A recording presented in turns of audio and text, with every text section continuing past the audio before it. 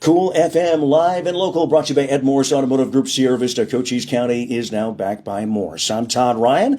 In front of me right now is Kathleen Gomez. She represents District 2, and she's a Cochise County Board Supervisor, one of 3 supervisors that make all the major decisions here for Cochise County. First of all, good afternoon, Kathleen. Good afternoon. Thank you for coming by to Douglas. Absolutely. We got a lot to discuss today, and we'll get right to it. Now, I want you to explain to folks, what is District 2? What district specifically in Cochise County you represent? District 2 comprises of Douglas, going all the way up north to Portal, then going over into Elfrida, McNeil, Double Adobe, Purteville. We've got Naco, Bisbee, Tombstone, and then it goes over to the southern part of Sierra Vista. All right. One of the things we wanted to address just to kick off right away is a viral local video that's going around, which kind of paints Cochise County Board in a bad light. And she did single out one person in particular. And I'm going to play that for you right now. Cochise County, Arizona Board of Supervisors is lying to the citizens. On October 8th of 2025, a project for solar and data center combined was passed for the Kansas settlement in the Wilcox area of Cochise County, Arizona.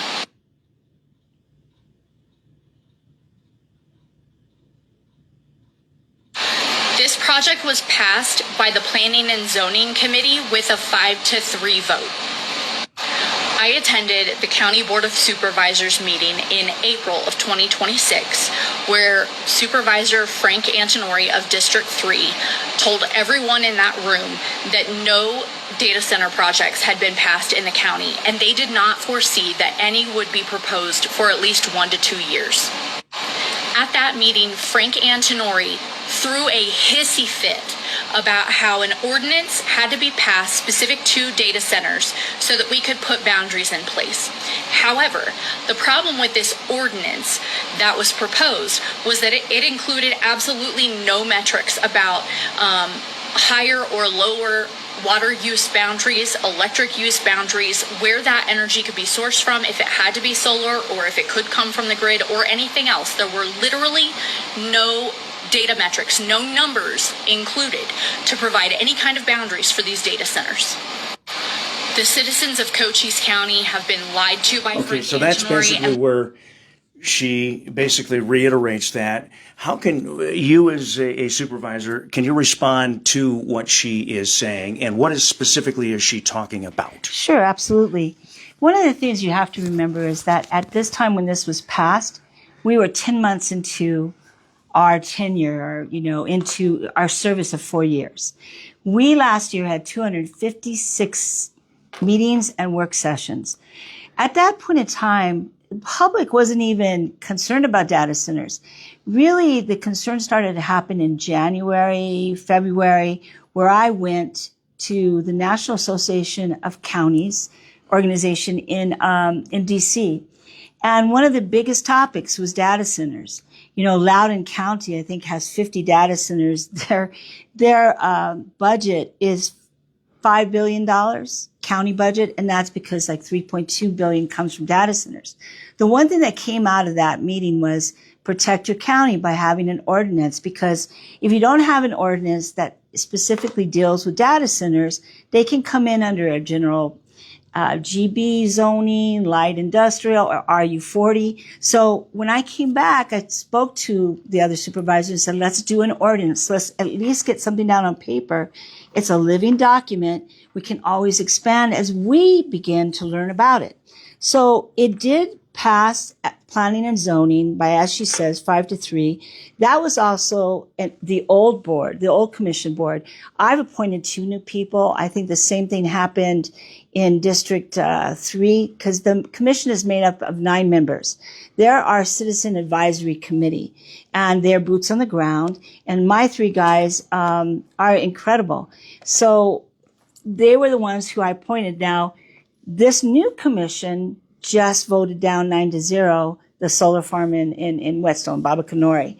So what happened was we never got this because planning and zoning had passed it in October 8th of 2025. It didn't come before the Board of Supervisors. And I'll tell you what this is. So the gentleman who asked for it, on his application, he stated that the facility would be no more than 12,000 feet, but no bigger than a Dollar General, but then went back and said more like 1,000 to 1,200 square feet, about the size of a single-wide mobile home. The applicant said that electricity needed to operate the facility would be generated on site. So this is not the kind of data center that we're all concerned about. I do feel bad that, and I know that the other board of supervisors, we did not know about it. You got to understand that county employees, 800 people. And these different departments were getting used to a very different board, a board who's very active, who wants to know everything. And it took even my county manager probably a good 10 to 11 months to understand that I wanted to know everything that goes on. They had a board that basically, I don't know if this is probably met 4 times a month. Repeating myself, but we met 256 times. We had either through meetings or working sessions. That is, I know that's probably a record breaking. Nobody has ever had that many meetings or work sessions as Board of Supervisors. So the public wasn't aware. We were not aware. There was not that kind of frenzy that is going on with data centers. So let me go on to what this gentleman says. It's 35 acres of solar panels, and anybody who wants to can go onto our website, go to Planning and Zoning, October 8th, 2025. You can listen to the gentleman speaking. You can actually see the permits online and be able to ascertain for yourself what this means. So it says right here, what he says is the proposal includes 35 acres of solar panels.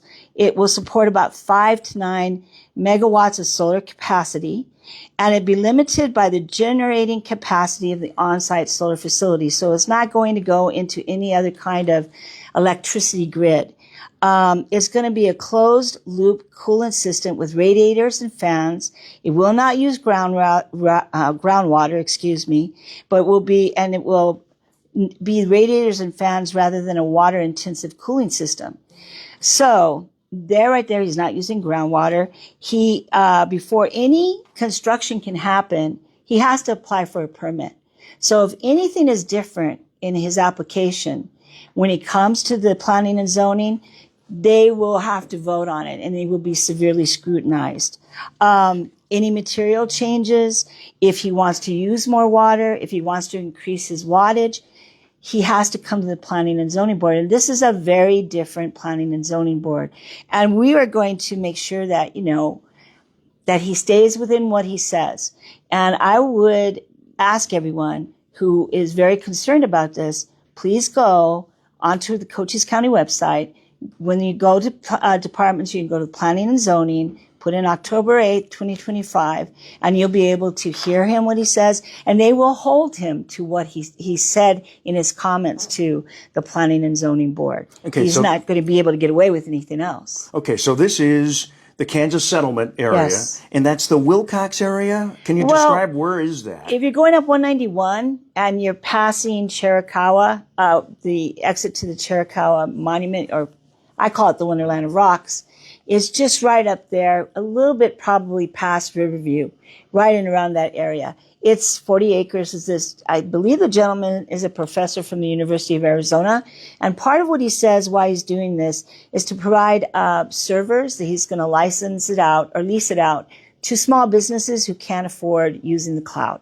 So it's supposed to be, in his words, very small, like I said, the size of a mobile home. And anything that he has left over, he'll sell to, I guess, some other provider. But from what I understand, it's only 15.5 megawatts. And again, he's not going to use any groundwater. It's going to be a closed loop. They call it, a closed loop source. But I think the one other thing, too, is that even though it's like your radiator or you put antifreeze, you're still going to have to flush it out. So that is one thing. On August the 25th, we're having a work session. We're using that. We're taking the ordinance and all the feedback that people gave us on their concerns, and we're going to talk about it on August 25th at 1 p.m. And this is something I'm going to bring up. We need to put into our ordinance where is the flushing, the water, when you flush your radiator out, where do you take that? Is it going to be taken to some place that will either, try to take the contaminants out? Is there a storage unit? This is probably a good sense in that it's a good case study to see how our ordinance will stand up to observing what's going on and what our guardrails are. And again, we're going to be talking about the feedback that people gave us. So she brought up a lot of points that no one was talking about or thinking about in October of 2025. As the concern across the United States has gone on in the past couple of months about data centers, the technology is constantly changing. So we have to be open to listening and to see what's going on. I can understand why they would say that we lied, because we had been saying that we had said there was no data centers. And as far as our knowledge was 10 years into our 4-year term. Or you mean 10 months? I'm sorry, 10 months into our 4-year term. We were dealing with the Mexican Wolf. We were dealing with so many issues, county roads, and the public also got caught unaware. Nobody was concerned about this small 40 acres. And it says on their data center. And again, the staff, now I've asked them, please go back and see if there's anything within this past year that said data center could be used for a data center to bring to us. Like I said, the staff is getting used to a very different board of supervisors who wants to know every little thing that happens. They were not used to us by then, and now they understand. So, as Christine McLaughlin said, we are going to scrutinize. I mean, anything that changes from this permit is going to have to be brought to the Planning and Zoning Board. Okay. So will there also be a solar field then part of this Kansas settlement thing? Yeah, it is 40 acres. 37 of the acres is going to be solar panels, solar farm. I don't know if that's a solar farm. It's very small, but it is solar facility with, I believe that the applicant says battery and data center. But again, we have to realize that it doesn't mean there's no AI. It's not Google. It's not a huge one. It's the size of a single wide mobile home. So this supposed data center is, like you say, not typically what many people would think, like these real large buildings that come in and use all kinds of, resources. At least at the moment, technology is improving, and I know that the companies are working on addressing a lot of the concerns that people across the country are having. Exactly. With data centers, with the water and the electricity and so forth. But you're saying that this particular one in Wilcox, in the Kansas settlement area, is about the size of a trailer. Yes, exactly. That's it. And he states it. And people can go online and listen to his presentation and look at what it says as far as his application. And it's funny because even an IT center, like I think Douglas has a little building that's IT and has servers, that could be considered a data center. We have to kind of just take a breath. I will tell people, everyone knows I am not for solar farms. And in fact, I had a Facebook page that now is being used for Stop Solar Farms, solar batteries, and data centers. And what it originally said was Stop the Dahlia Project. It was a solar farm on Central Avenue or Central Road up here, Central Highway. And that was one of my biggest campaigns when I was running. And I worked very actively with a lot of constituents, and we stopped it because it was a terrible, terrible project. I don't believe in solar farms. I have not voted for any. In fact, I voted against the one that the clumps wanted to just have the ability to do a solar farm. I voted no. It is difficult to try to tell private property owners what to do with their land, but I voted against it.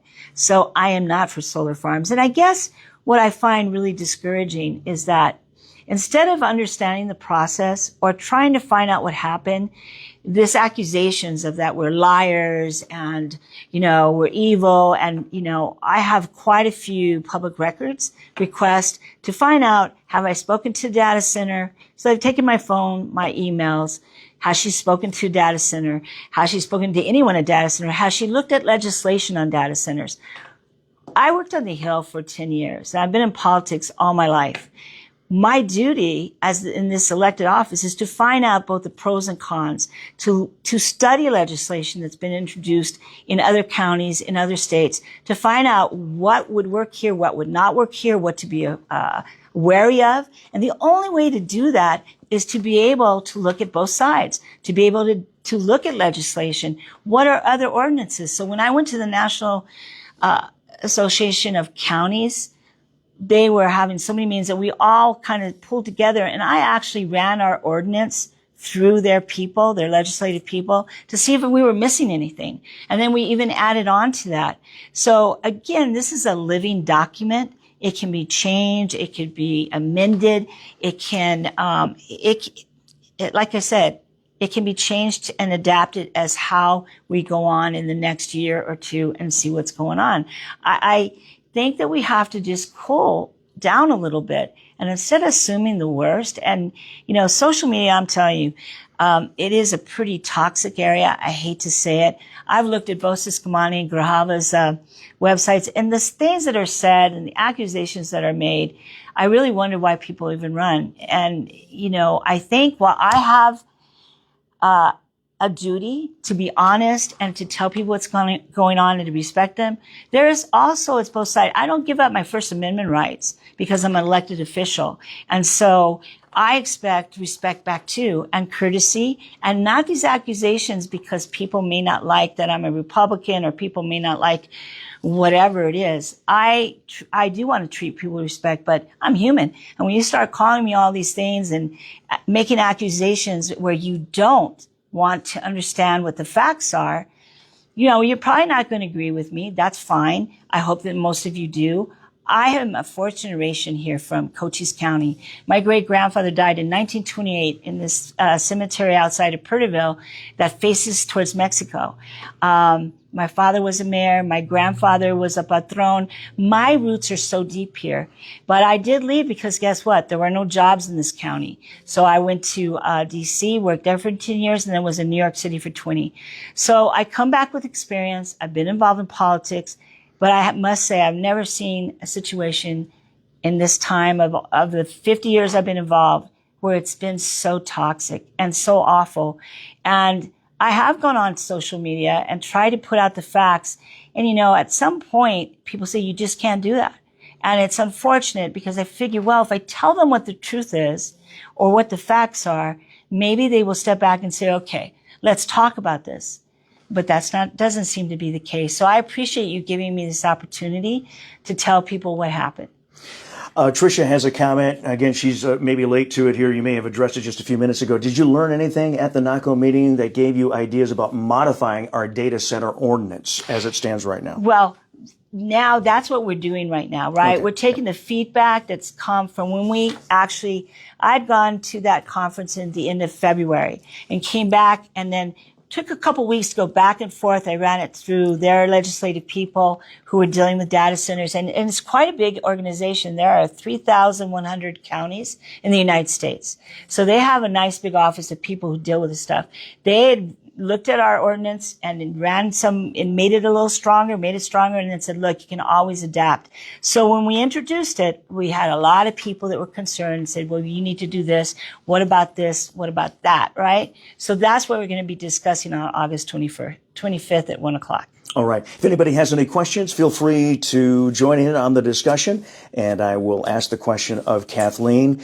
This is Kathleen Gomez. She represents District 2, and she's on the Cochise County Board of Supervisors. And Kathleen, you're going to try to join us, if we can work this out, once a month. Yes. To try to get the word out more of where you're coming from representing the board and representing the citizens of Cochise County, and particularly your district, District 2. But we're also going to try to talk to some of the other board supervisors as well on Cool FM Live and get their perspective and thoughts as well, too, down the road.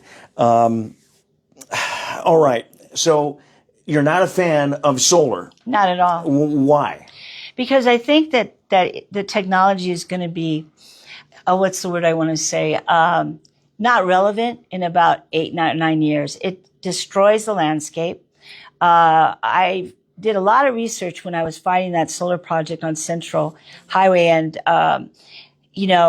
what solar farms want to do is they put it right where transformer lines already exist because it's very expensive to do that anywhere else. I mean, if we found a place in the middle of nowhere that was dry, had no water, no wildlife, then I would say, okay, maybe let's put it there.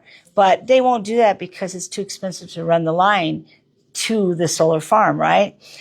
That's one of the problems. I believe that it heats up the landscape.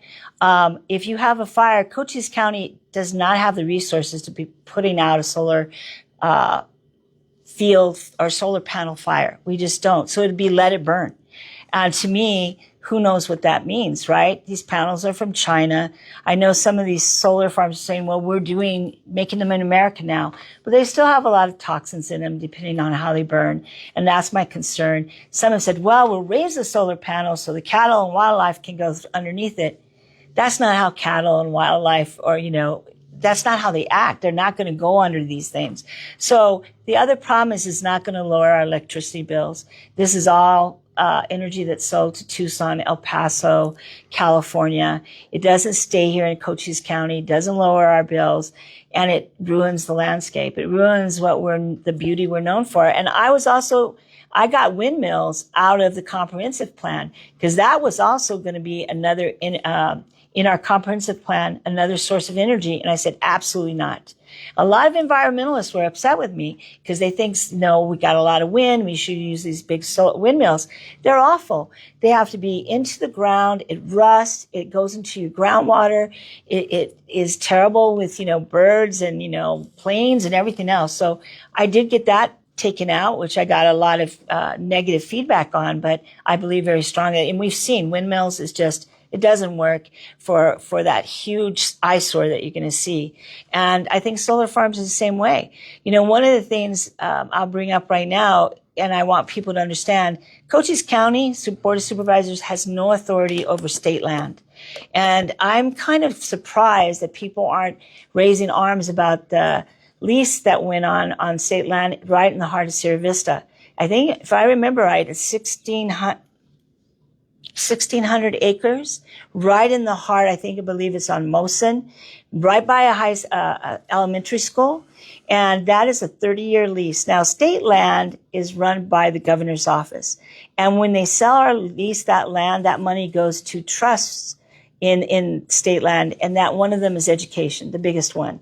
So when we heard about this, and the public said, hey, why are you allowing this in Sierra Vista? One, we don't have authority over municipalities. So anything that happens in the city limits of Douglas, Wilcox, Benson, Sierra Vista, we have no authority over. But we definitely don't have any authority over solar farms. So we sent a letter to Governor Hobbs saying, please sell this land. It was assessed at $6 million. Sell the land so that you can get the $6 million for the education trust, and do not lease over 30 years to a solar farm in the heart of Sierra Vista. I remember going to the mayor and the vice mayor and saying, hey, heads up, you guys need to be really fighting this. And I think the lease, they went through auction in May. And guess what? You're going to have a solar farm, 1,600 acres right in the heart of Sierra Vista. And I would think that all these people who are so upset about solar farms and probably a data center would be up in arms and asking the governor not to go through with this lease. Tricia is asking, can't you engage with SSVEC to try to make the solar power be a benefit to our county? Well, they're a public utility. They have, what would you call it, stakeholders or stockholders in it. And so it's a very complicated system for them. We have talked to them about it. I have, but it has to go through their board. It has to go through their stockholders. I guess you would call them stockholders or stakeholders within the public utility. And they have a lot of regulations. And they also, it's the way the system is built on the grid that you sell your power to other utilities. Yep. And so it's a very complicated system. It's not an easy one to go through. Kristen is asking, Anson Ori going on a podcast saying there haven't been any approved data centers in the county and no current applications doesn't qualify as lying to the public, ? He said that multiple times in other settings with you sitting alongside him, and I did not hear you or Crosby interject. You want to address that? Yeah, I'll address that again. again, this was done 10 months into our term. We were, probably at our 200th work session or meeting. And you had just gotten elected, because yes. like I say, this is your first 4 years. Right. You're new to brand everything. new. And I think you got to understand the staff was used to a different board of supervisors. We're telling them we want all the information to trickle up. You had boards that basically just showed up at the meetings and work sessions. They were not as involved as we are. And that's why, think about it. 256 meetings and work sessions in 1 year is unheard of. So we were trying to find out everything. The staff was trying to get used to a new board who wanted to learn everything. And we did say that because we did not know. This never came to us, ever. Once it was voted in planning and zoning, then it's done.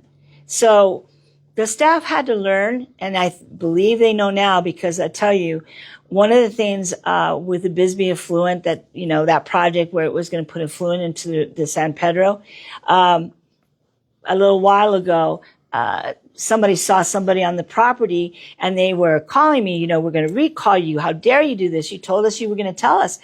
I did not know anybody was going on the property. So I called my staff, our staff, the staff of Public Works. I called them all in, everyone who was there, and we met with the constituents. And I said, now they understand the political reaction of everything they do. See, I am an elected official. These guys are employees. They don't realize that they go out and do something, like are seen somewhere, and people are going to say, oh, they're putting it into the San Pedro. They assume the worst. They don't understand that their actions have a political fallback, right? And so now they understand, and I've told, my staff, listen, you guys need to tell us about this.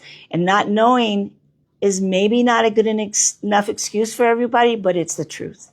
We did not know. Okay. We got another question here from Jacqueline Hall. She says, please address the bicycle path vote, multi-use path vote, where the Board of Supervisors failed to accept $2 million for its construction. It was planned for 11 years and would have been nearly free for the county. I guess, not talk really about free. That. Okay. Or nearly free, I guess she said, compared to the $2 million that, talk about that. Yeah, so that started in 2014. So it's been, almost 11 years. She's right. I voted for it.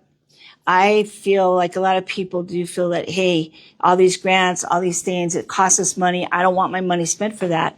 But I thought something that had been in the planning stages for so long deserved to be finished. It was $134,000 that the county had to put in to meet that 2.2 or $2.24 million. I can't speak for Crosby. Supervisor Antonori was not able to be there at that date. So I think what his main concern was that there was going to be putting people on a very busy highway he would rather have had a bike path that was off the highway. I'm not sure, and I shouldn't speak for him. But that's the reason that I did vote for it. Okay. When it comes to some of these votes, like, these bigger votes here, why couldn't they have been put off until all three board members were on to be able to vote and really know one way or another for sure where everybody stands? Or can't you do that once it's on the agenda? Well, one of the reasons that it had to be voted on that day was there was a deadline. So we had to vote by, I think we voted on Tuesday, maybe the deadline was on Thursday, something like that. So we had to vote. We couldn't have tabled it until Supervisor Antonori was back. And the reason is I've been in other places where if it was a tie vote like that, then it would have been tabled and you would wait until you had a majority.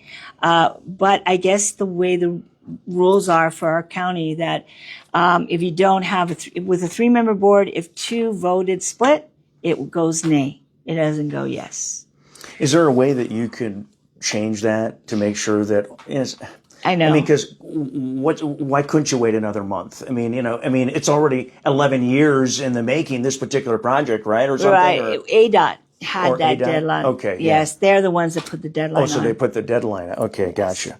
Okay.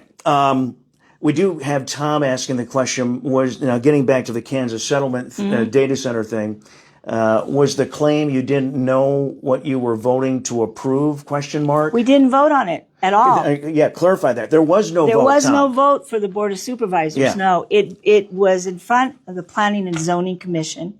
They passed it 5-3, 5 yes, 3 no.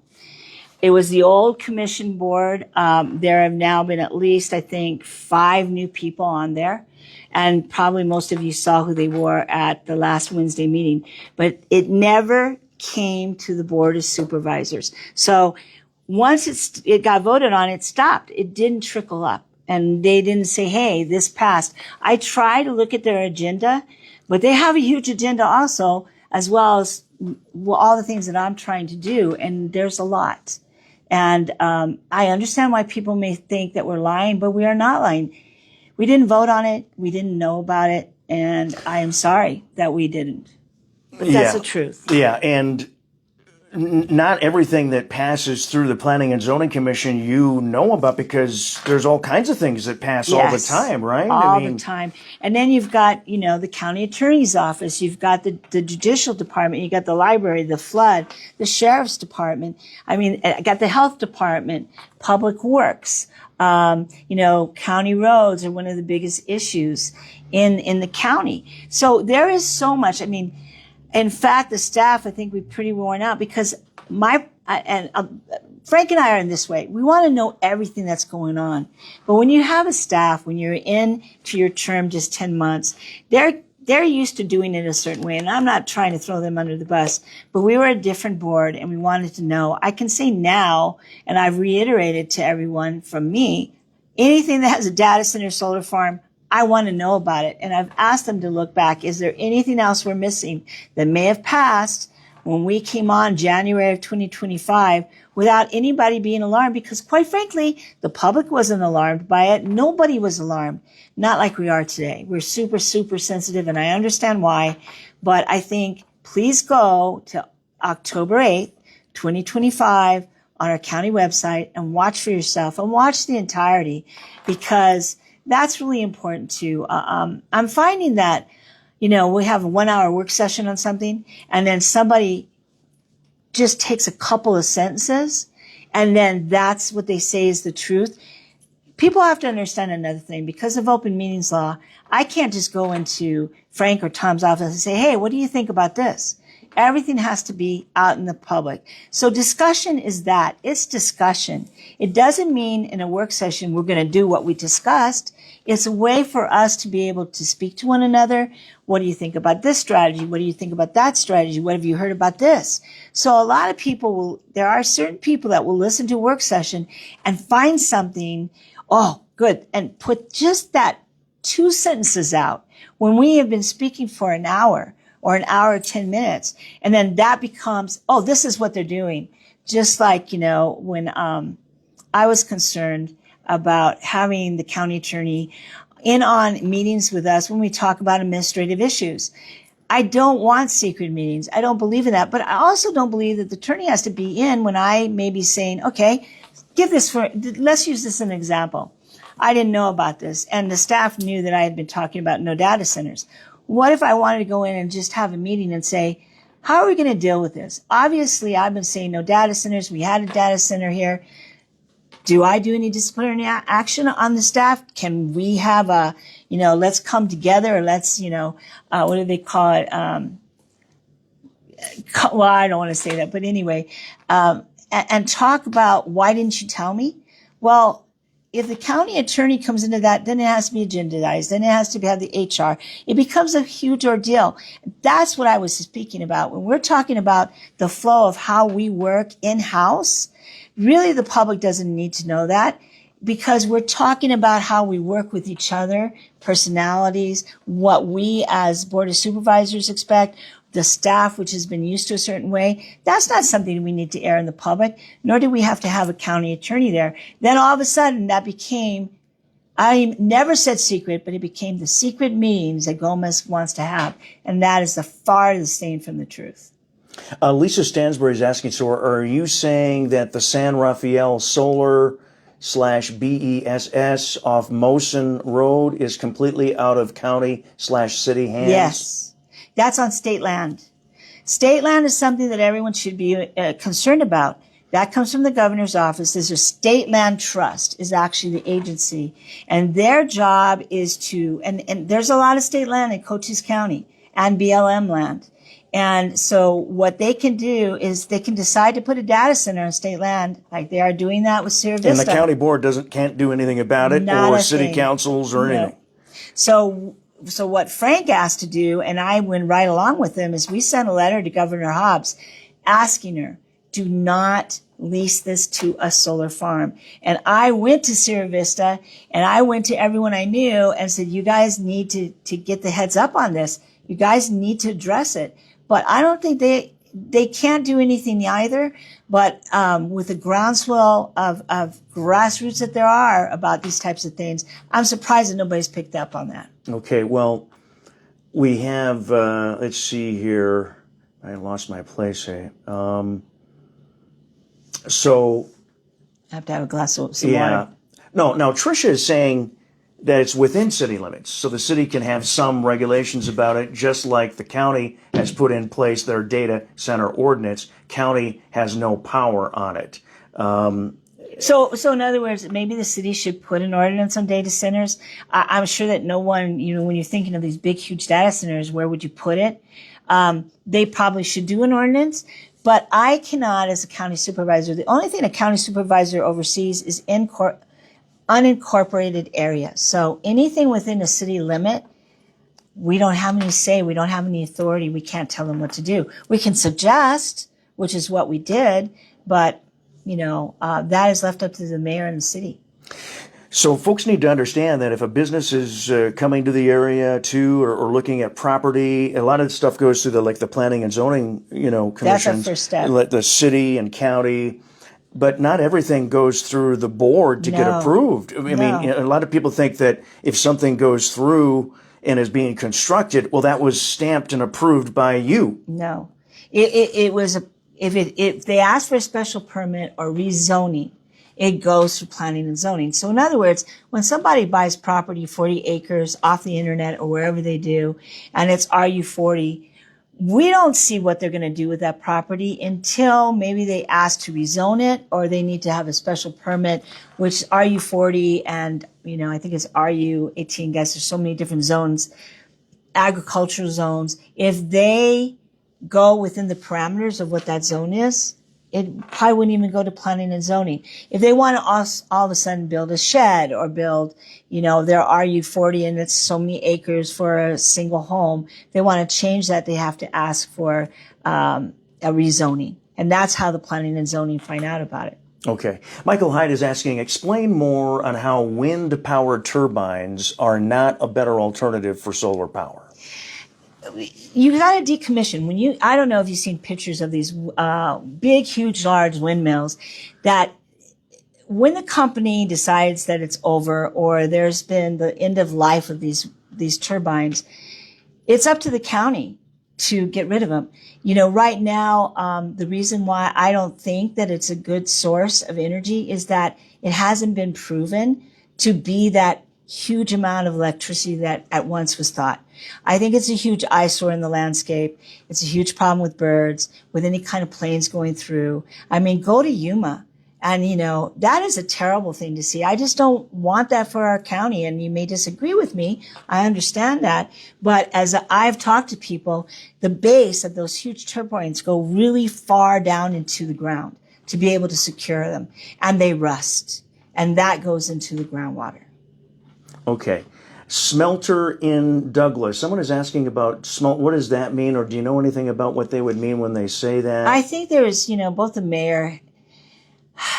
Douglas was a smelter city, and he's looking. Douglas has a median age of 32 years of age, which is unheard of in Cochise County.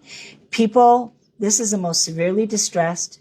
95% of the people are on access, and there just has been talk. It doesn't mean anything's happening, but on viable things as far as having industry. I would rather have a smelter here than over in Mexico. We have EPA regulations. There's a lot of restrictions, a lot of standards. And so that smelter's just been thrown around and discussed about. And I've said it because and I've said it to people in Douglas. What would you feel about that? It's something that can be considered. It doesn't mean I'm going to put it forth. If it would be, it probably would be the city of Douglas. And I don't want to start a big, huge uproar on something that was a discussion. And so, yes, sometimes I do say something, and I'm learning. You can't even say anything that you might think, because people then say, "Oh, that's what you're going to do," and that's not the truth. Okay, and that's something that people hopefully can keep in mind too as well. Mark Rodriguez, Councilman, City Council, did she just say that they are putting a data center on state land in Sierra Vista? No, I said there's solar farm. A large solar farm, which everyone is equating solar farms with a solar battery and a data center. I haven't seen any of the paperwork. I would advise the councilman to look at that, what they are saying they're going to put on. It was auctioned, and the lease was accepted for 30 years. I mean, one of our things was, I think we did the mathematics, and I'm sorry, I can't remember if it was $45,000 a year that you would be getting off this lease. I know that I think overall was for maybe $500,000 that you would get back in taxes from this 30-year lease. And we said, why would you do that? If you want money for the education, why not just sell it for the $6 million it's assessed? So I would advise the councilman to make sure he looks at what they've proposed and what's going through, and you'll probably have to talk to the State Land Trust Agency to find that out. Mark is saying opportunity zones go through the board, and they are the final say, regardless of what the cities have submitted as their priorities. He wanted me to ask you about that. We had, I think, I'm trying to think, it was 19 or 20 some odd opportunity zones that we looked at. And we asked each of the cities that had opportunity zones going through them to give us their recommendation. And I know in Douglas, I think I had maybe 12 because we were severely distressed. And we got 2. One, of course, covers the border and then kind of goes all around above the city, just south of BDI. There is one that goes through Douglas from A Avenue to Washington Avenue, from the border way past Onlessa Canyon Road. There is one that was given, actually, I think 2 were given to Sierra Vista, because part of the criteria is we don't want to include BLM land or state land, because that makes it very difficult for investors to do anything. Well, they can't. So we were looking at those zones that had most available land and that the city recommended. So I believe that 2 of them were chosen for Sierra Vista, if I'm correct. May have been one in Wachuca City and one in Sierra Vista. Okay. Michelle Hanlon is stating, those of us familiar with Palm Desert, California, understand the negative effects of wind turbines. Thank you, Supervisor Gomez. Oh, thank you very much. How much, now Misty Bloom is asking, how much money does the county plan on spending to sue Chris Mays for having a convo with ADI, which resulted in them leaving? I know tons of conservatives here in Benson that didn't want the plant here. Pretty awkward situation for a conservative board of supervisors. How do you want to address that? Okay, so one of the concerns I had was ADI went through the permits. I'm not familiar with how Benson does things, but as I understood it, it went through the proper procedure. I guess maybe the public was not aware of it. It went through everything, got their permits, did everything lawful. And I think the big concern was that there was a letter that Chris Mays did. You know, I think of what I've told, there was 100 signatures on a petition. And I wonder about the 300 people that stood in line for the 60 jobs or 80 jobs that paid over $80,000, right?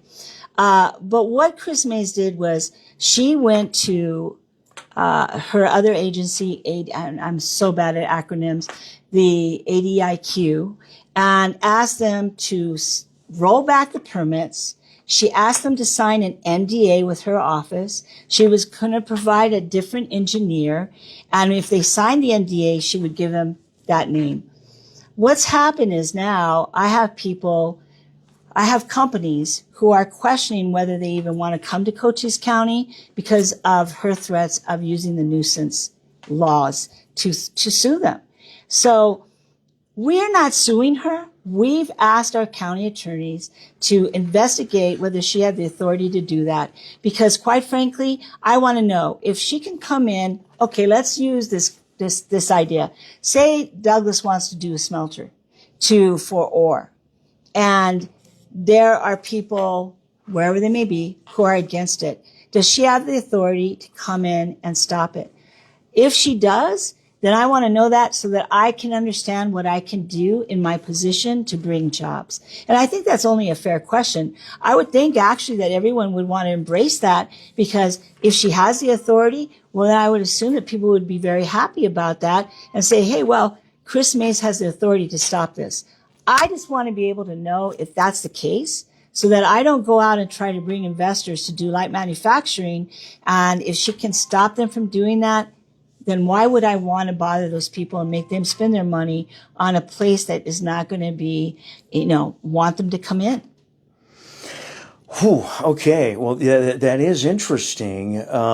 Is that your fear right now, that Yes. Cochise County is becoming going to be known for kind of saying no to things? I mean, That's what I'm hearing now from different corporations and stuff that I'm trying to bring into this opportunity zone, because they've all heard about it. And so until we can know, and me as a supervisor understand what her authority is, I think that's only fair. And I would think that they would be embracing that. Like I said, if she does have that authority to do it, I would assume that everyone would be very happy about it, who feel that she did the right thing. And meanwhile, then I can know better how to go about trying to bring jobs into a severely distressed area.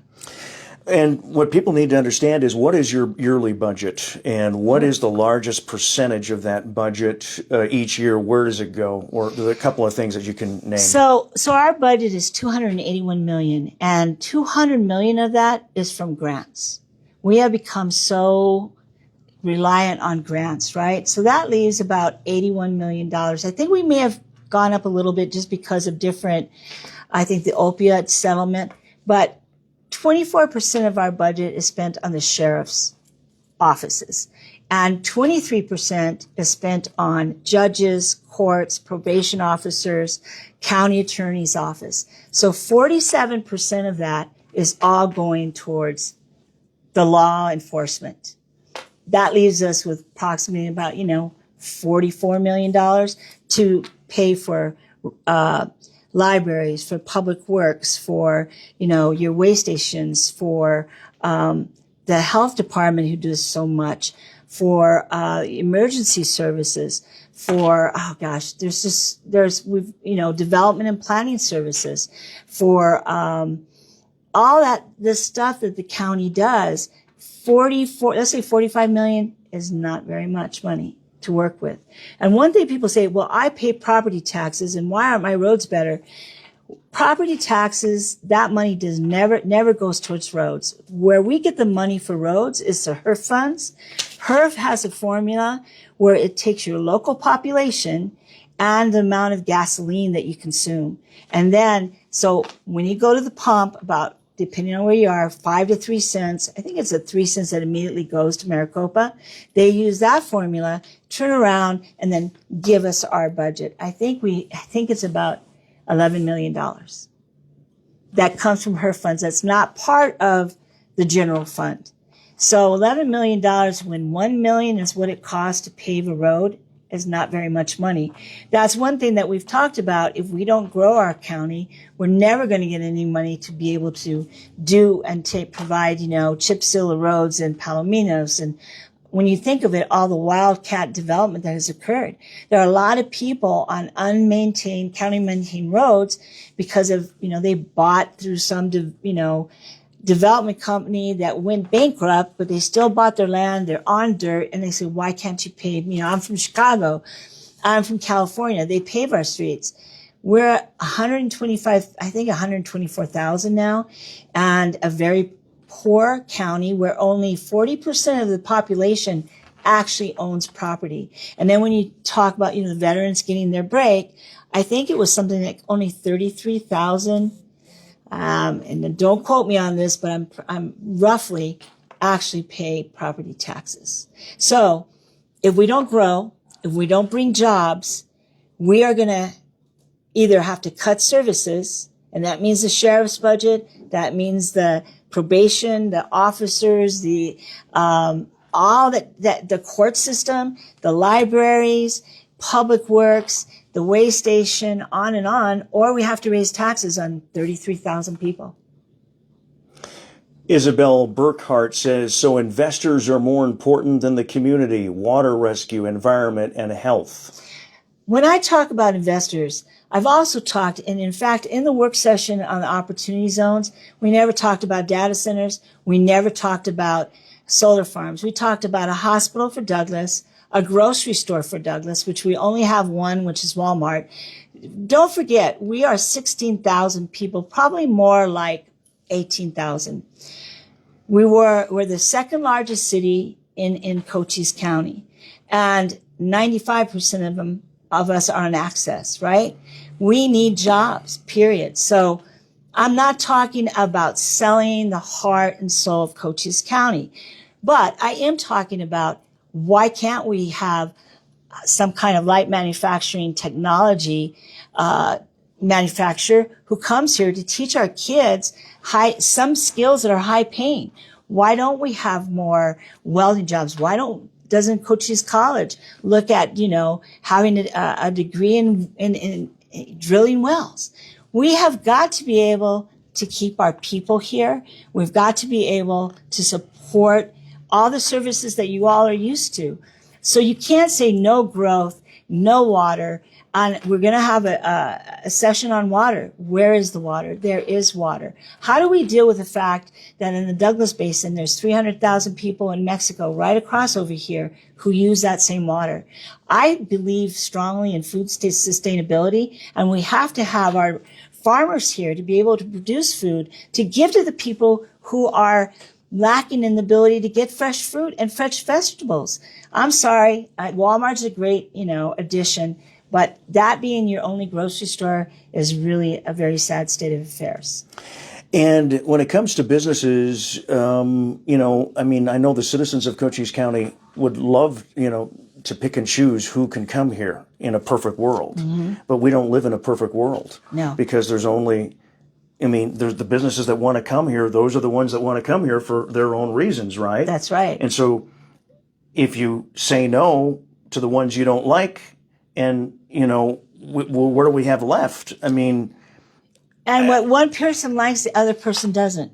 It's amazing. So one of the things, we got the Screwworm Distribution Center, right? I had somebody write to me, this is awful. It's terrible for the environment because you're going to have to add toilets at BDI. Well, toilets are already there. But we can't get so crazy that we can say, you can't do this because you're not going to build any homes now because, you're going to have toilets and showers. We have to be reasonable. And I do not want to sell the county out. I'm no way ever going to do that. But I do believe in bringing jobs to this area so that we can, and it can be small businesses with this new port. I'm hoping that port all of these entry we're talking about, which is that port. Construction underway for that? Oh yet? Yeah, it's huge. It's amazing. You're in Douglas, it's right. Yeah, it's about 6 miles east, and I'll tell you one of the things that I'm doing. Why the opportunity zone is so important is because one company has bought 380 acres. They're going to build housing. They are going to have probably, I don't know their whole plan. They don't tell me everything, but they're going to have some kind of light manufacturing where you bring products from Mexico, you can put them together and then send them back, and there's no tariffs.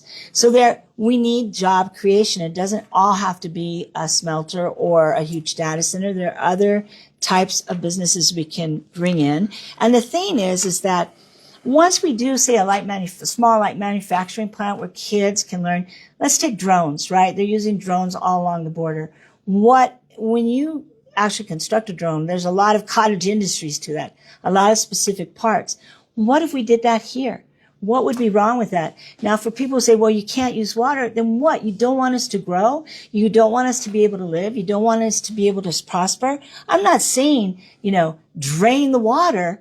I'm saying let's look where it is. Let's be reasonable.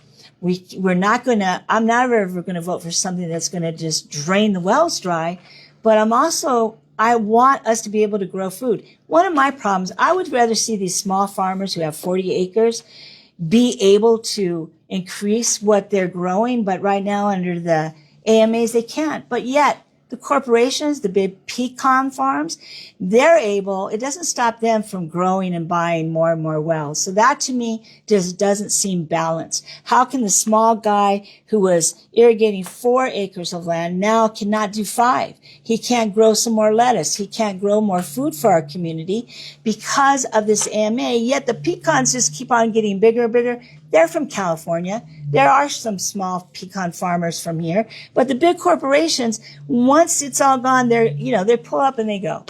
So let's have some, balance, please. And that's what I'm looking to.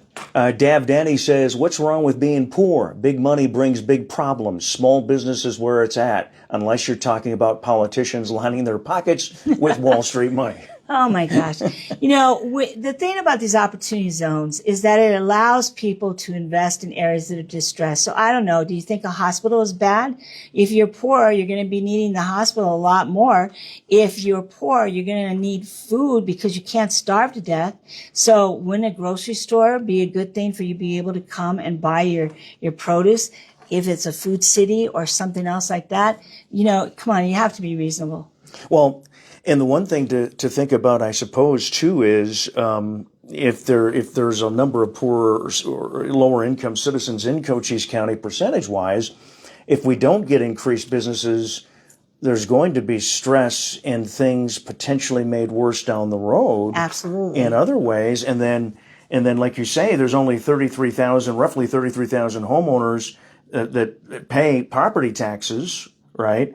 And that's not very many people. And then you got to squeeze more money from them. So what I'm hearing you saying is you're trying to find this balance here to make things work, and so that there is at least some growth here down the road for Cochise County. Yes. I mean, kids want to stay here. They don't want to leave. They got to be able to have a job. I mean, I can't tell you, we have a lot of talent that leaves our county. We have a lot of people that, a lot of people say, oh, well, let's just make it a retirement community. But hey, I'm getting there. I'm going to downsize. I'm not going to buy a new car. I'm not going to buy new refrigerators. That's what you need. You need to create, even if it's a small, let's say, manufacturing plant. It provides people to spend money. They go to restaurants. They go to the library. They buy books. They buy gasoline. We could get more HERF money. It's a trickle effect kind of type of thing. But if you don't have anything, what you're going to end up having is no services, nothing that's going to be able to just have a basic standard of life. And I don't think that that's what that gentleman really wants. Jennifer Marie is saying you have to be reasonable. These are your words. Reasonable isn't killing off the population. Right. Thank you for that. It's not. And, I think the other thing that I wanted to talk too about is kind of, what I'm looking at doing in District 2. So with this new commercial port, we have a lot of capability of growing because there's 36 docks. Now, Nogales is very limited in their growth because they're in a valley and they get bottlenecked. These 36 docks, 30 of them are going to be refrigerated. So produce can come up here. A lot of the problem is it sits there for days and it spoils. When I used to do a farmer's market here in Douglas, Jerry Gonzalez, I used to go every Friday down in Nogales, and they would just let us fill our truck with vegetables and fruit because they were rotting. So I'm hoping that all that produce will come through here. I'm creating looks like we're going to call the Douglas Cochise Gateway Port Authority. And for the first time, we're going to have a true Port of Authority board. We're going to have about eight committees, and that's going to be a committee for agriculture, cattle, manufacturing, mining. I always think I have it memorized. Transportation, medical, and small business. Each of those committees will have stakeholders on both sides of the border. They will nominate a member to the board of directors. The county and the city will have a seat as founding fathers, but we will never be able to serve as an officer. They will then meet constantly, what are the needs? How can we grow? How can we promote trade with both countries on both sides? That's never happened in Douglas. I've done the articles of incorporation and the bylaws. Next, I'm meeting with the city of Douglas to have an IGA. We're going to put the county $50,000 into a pot. The city will too, so that we can hire somebody who's independent of government, that this will be geared towards working with businesses and international businesses to promote trade. With that, that's going to be able to create those small businesses to support the needs as people start, trading across the border. That's one of the things I'm working on. The other things is, look, Douglas needs a hospital. We had a 105-year-old hospital. It closed down. I was working at it when it did. I fought very hard for it to stop. And quite frankly, people let it go. It was a lot of politics. It was a lot about the statistics in Douglas that fuel a lot of these NGOs and not-for-profits, but we don't see the money stay here. So we're about 18,000. We had a lot of people from AP that came over that wanted to have, hospital services here. And so I'm working very hard to do that. And Douglas is the second largest city in Cochise County, That's and correct. it does not have a hospital. Exactly. All the other, Benson, Bisbee, it is kind of strange that is the case. It is very strange, and I've fought it very hard, and I'll tell you, this is a personal experience. When my father was ill, he sat at the CR for 10 hours, had a heart attack, his kidneys failed, because in the city of Douglas, people pay $5 for, I forget the LifeNet for the helicopter service. But that day, and this isn't just happened on this day, both pilots called in sick. An ambulance will not come to Douglas because we don't have a hospital. So they were telling me, take your dad, take him to Bisbee, and then they can take him to Tucson. You can't disturb a 93-year-old man who's hooked up in vitals. And so he died basically on his way finally when they tried to take him to Sierra Vista. This hasn't just happened to my dad. Every month there's about 9 to 10 people that this happens. ER is not a hospital.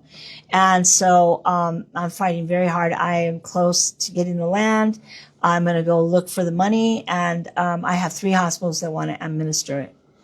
Tricia says, I'm confused by Superintendent Gomez's comments about small farmers can't grow more, but massive pecan farms can use more water. Can you explain that a little bit more? So what happens is these California corporations have a lot of money, so they start buying up farms, from, say, farmers who are either under the AMA. You can't expand. You are capped on what you used to have. And because of that, they can't grow. They can't go and say the small vineyards, right? They can't say, okay, I went from 10 acres of land that I was irrigating, now I want to go to 12. It keeps them from doing that. But these big corporations have a lot of money. They buy farmers who just want, are tired, give up. Then they inherit their wells and they're grandfathered in. That's what I mean. Okay. Michelle says, you speak of opportunity zones. However, we were trying to find funding to purchase one, for our historic motor lodges to renovate and retro it out to boost tourism in the area, but couldn't find grants or reasonable loans or anything to help us. Can you help her out there with any kind of thoughts? Where's she from, Douglas? Or does it say? It doesn't say where she's from. You speak of opportunity zones. Where do you have? Well, we had about 6 or 7 here. The problem with downtown, let's use Douglas, downtown, it was like 2 blocks here.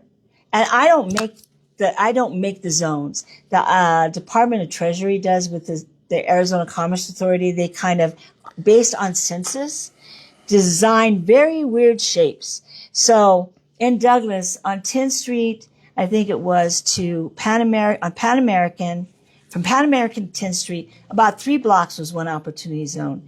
And it's all historic buildings. That's another problem. Historic buildings go through a very, very difficult process. So then there was another opportunity zone from 10th Street down over into the historic area over here. There's not land available to build affordable housing. This opportunity zone start in January 1st, and they go for 10 years. Every 10 years, they create new opportunity zones. I know that if you call Chicanos para la Raza, and there is another group who are wanting to build affordable housing in the county or within these opportunity zones, because the investors do get a break on their income at the end of the year, after the end of 10 years. And I think it's 30% they get back.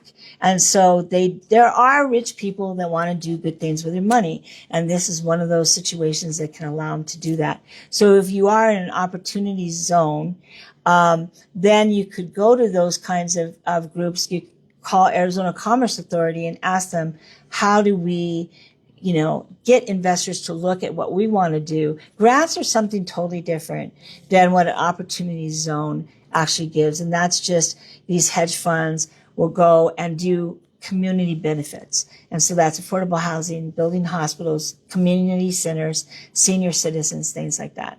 Michelle is asking, has Historic Highway 80 been designated as the transportation highway for the port of entry to increase in heavy machinery traffic? Where can the public read the 25-year port of entry plan? The 25, so I think she's talking about the comprehensive plan, maybe. And that is, this is what's so important, is to create a situation or environment where everything is done correctly. That's why this Port of Authority Board is going to be so key. It's going to be geared towards businesses and what they can do, what their needs are. Right now, there's a lot of people talking about bringing the railroad back. We got $9 million from Sisquamani to improve our runways at BDI. So when these goods come, one of the things I see is have the airport be able to be, and it is functional. You can land large planes to be able to take cargo out that way. There's a lot of people wanting to bring the railroad back, and they're doing that in Mexico. That'll be a good way to alleviate that pain that we have on our roads.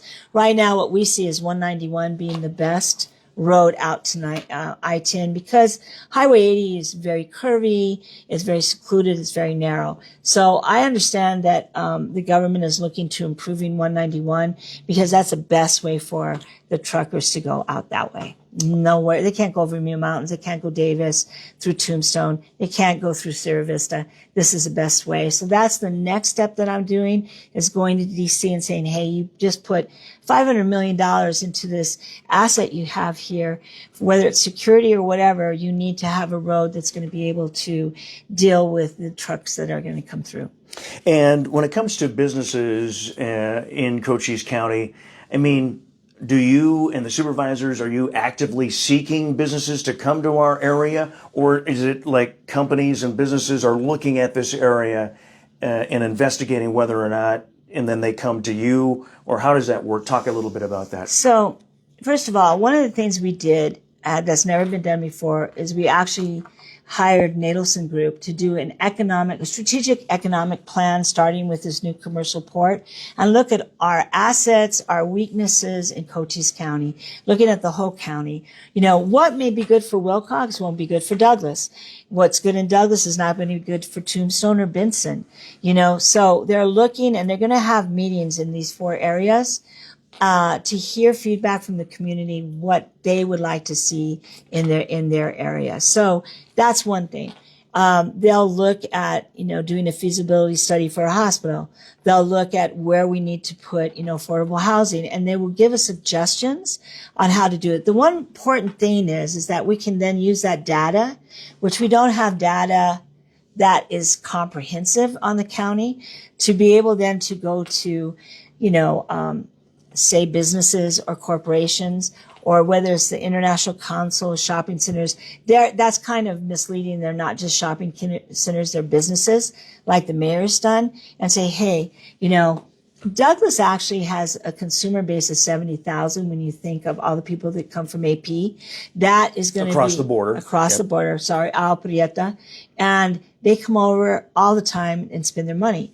I know with Ross that just opened, I think their sales tax increased by about 500,000 in the few months that Ross started. So it's a multitude of things. If we can get the data, it's comprehensive.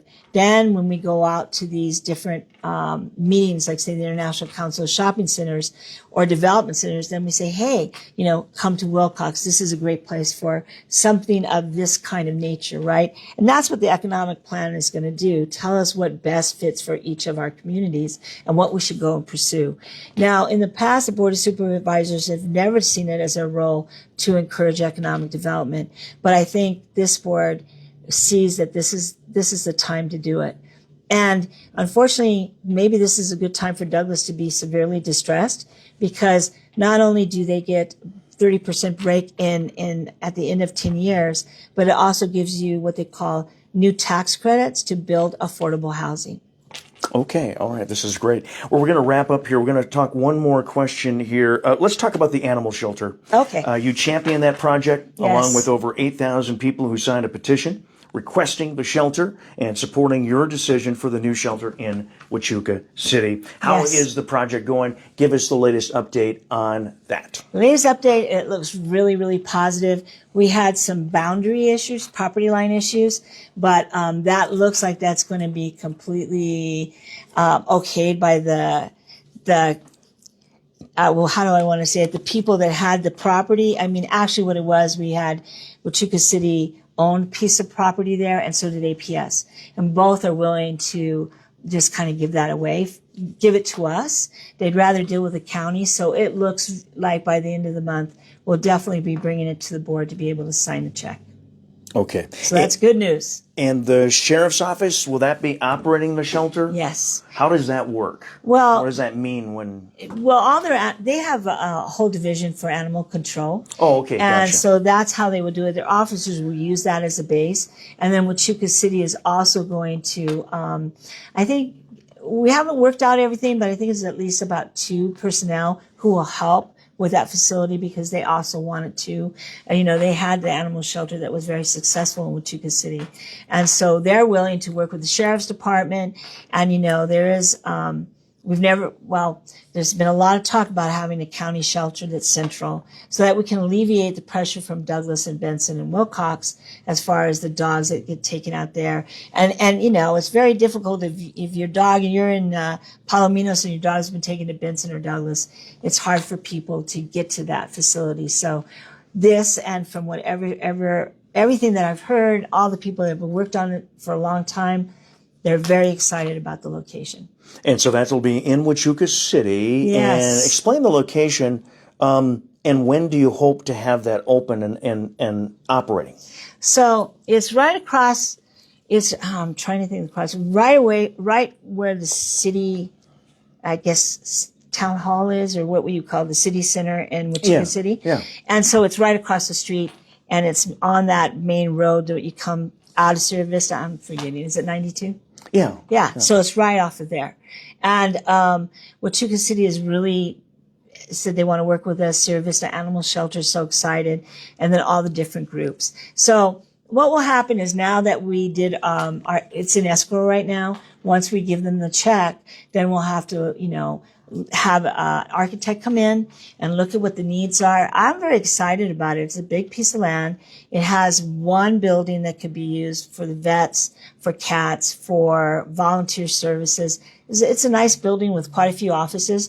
And then away across the yard is another area that was like a warehouse that they'll use to kennel the dogs. And so we got to have somebody come in, an architect, and say, well, this is what you need. You need to either lower the ceiling down, or we need to put in this type of how do I say it? Somewhat of like a sewer system, to be able to handle the dogs, and then design also what a great animal shelter would look like. And once that's all done, do you have an idea of a day and a month in mind, or a month and a year? Next year, maybe? Yes, I would hope once we got the design and stuff, we go right into it, because we have, about $3 million, some from the USDA and some that's been held in an account for the animal shelter. We want to spend it and get it done, because we want to beat all the, rising cost of things, and it needs to be done. a lot of people that are waiting for this for a long time, and so I'm excited about it happening within at least, I would say that by this time next year, it's going to be pretty close to being done. Do we know how many dogs and animals it will be able to handle, roughly? Well, we're thinking about maybe 20 to 40 kennels, because, Douglas takes about, their animal shelter is mostly county dogs. So we also want to make it so that we can grow, but we don't want to put in too many kennels because, we want to see how we can best do this and grow. So maybe we can grow down. I know that this one gentleman has property right behind us. Maybe that's something we can look at.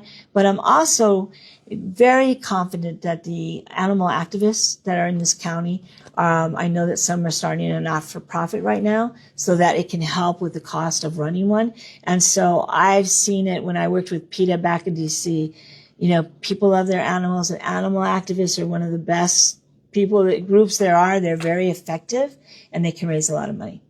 One more question before we go. What's happening with the mining in Dragoon, Gleason, etc.? Just exploratory, or do you know anything about what's going on with that? I know that they're exploring to see if there's any copper down there. I know that it would be underground. I know that for sure. But again, I'm trying to think if it's on private land or... See, the other thing with mining, those leases are done by the state. We don't have any authority over that either. Just like we don't get any money from agricultural land. So it's one of those things where a lot of people do assume that we have a lot of authority over, and we don't. So mining, any leases that are mining leases come from the state. Okay. All right. Good to know. Michelle and I say thank you, Superintendent Gomez, for taking the time to communicate with your community. And we will definitely be doing this again. We actually went a little longer than we planned, but there was questions coming in. And, and I know this is something that you wanted to do, because I know it's been frustrating for you, because you want to get the word out as best you can, and you're trying to find any way you can to get your, message out and what's happening and compared to sometimes the counter messaging on social media. I just would like to ask people to, and hey, these work sessions are on our website right away. And if you can't sleep at night, go and listen to it. We probably will put you to sleep, but you might hear the whole context of how we're discussing. And again, work sessions are discussions. We do come up with ideas. We ask the staff to look into this or that, but it is a discussion. And so please listen to it all. People want to get involved. Do your due diligence, make up your own mind, and listen to our work sessions. And if you have any questions, you can always email me. I'm kgomez@cochise.az.gov. Very easy to find me. And I try very hard to respond. And I do respond even once or twice, but I can't respond 25 times to the same email, but I do the best I can. We don't have a huge staff as far as the Board of Supervisors, so sometimes it takes me a day or two. But I try very hard to answer all questions. And you represent District 2. You are here at your offices in Douglas, right? Yes, I am. You're right downtown on G Avenue, right? I'm in the old PD building, so it's actually the Cochise County Government Building. And you're 10th and G. 10th and G on the second floor. So people, when are you usually here? I'm here on the days that I'm not in Bisbee. So definitely Tuesdays and Thursdays I'm in Bisbee. If we have on Monday, we have to go on a work session on taxation or something like that. But if I don't have any meetings going on in Bisbee, I'm here in Douglas. Yeah. And people can get a hold of you. They can email you. Yes. And then if somebody needs to talk to you, and stop by. If you're here, you'll definitely. And they can always call. I have a scheduler because I'm terrible with my schedule. I mess it up. But Victor Alvarado at 520-432-9200. He does my schedule. Okay. And I meet with constituents all the time. I don't want them to come here because I might be in Bisbee.